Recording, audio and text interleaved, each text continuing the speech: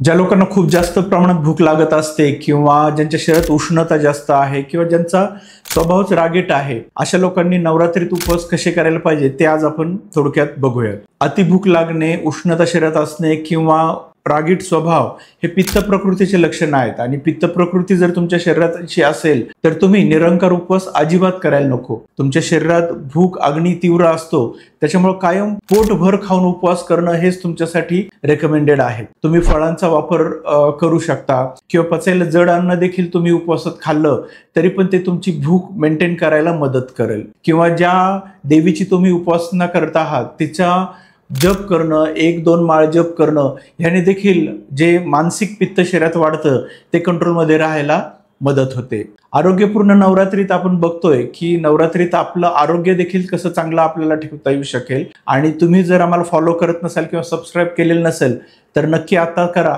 आणि या सिरीजद्वारे तुमचं आरोग्य चांगलं करा. धन्यवाद. निरोगी भवा.